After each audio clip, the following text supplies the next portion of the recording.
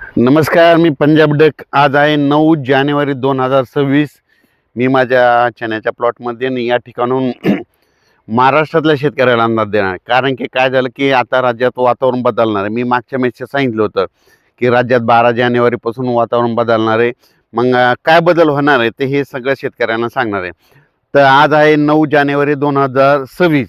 तर राज्यातल्या सर्व शेतकऱ्याला सांगू इच्छितो की राज्यामध्ये 11 तारखेपासून 11 जानेवारीपासून राज्यात ढगाळ वातावरण सुरू होणार आहे.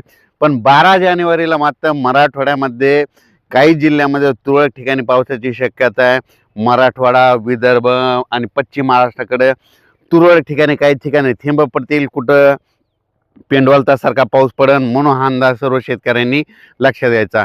खास सांगायचं झालं तर नांदेड जिल्हा, त्याच्यानंतर यवतमाळ जिल्हा, त्याच्यानंतर लातूर जिल्हा, सोलापूर जिल्हा, सांगली जिल्हा, सातारा, कोल्हापूर, पुणे, अहिल्यानगर, बीड जिल्हा, परभणी जिल्हा, हिंगोली जिल्हा, वाशिम जिल्हा, ह्या जिल्ह्यामध्ये मात्र 12 तारखेला जिल्ह्याच्या काही काही भागामध्ये तुरळक ठिकाणी पाऊस पडलेला अशा घटना दिसतील.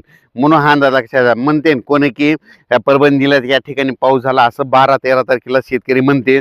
म्हणून हे लक्षात घ्यायचं. सर्वदूर पडणार नाही, पण पाऊस मात्र विदर्भ, मराठवाडा आणि पश्चिम महाराष्ट्राकडं मात्र 12 तारखेला काही जिल्ह्यामध्ये म्हणजे 11, 12, 13, 14च्या दरम्यान येणार आहे. म्हणून हा अंदाज लक्षात घ्यायचा. आणि त्याच्यानंतर राज्यभर सांगायचं झालं तर उत्तर महाराष्ट्राकडे देखील तुरळक ठिकाणी थेंब येणार आहेत. त्याच्यानंतर विदर्भात देखील येणार आहेत. म्हणून हे लक्षात घ्यायचं. पण राज्यात मात्र 11 तारखेलाच म्हणजे 11 तारखेला म्हणजे नांदेड जिल्हा, त्याच्यानंतर लातूर जिल्हा, सोलापूर जिल्हा, सांगली जिल्हा ह्या पट्ट्यामध्ये काय होईल, आभाळ यायला सुरुवात होईल.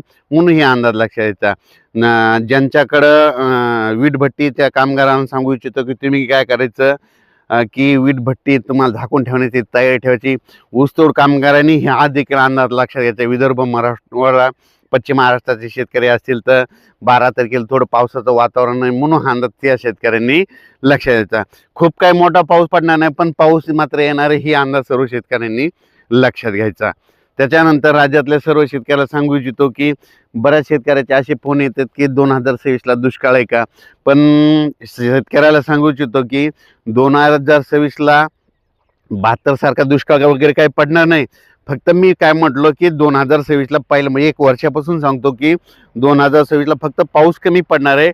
सरासरी इतका पाऊस पडणार, मात्र पिकाला लागेल तसा पाऊस पडणार आहे आणि परतीचा पाऊस मात्र जास्त पडेल.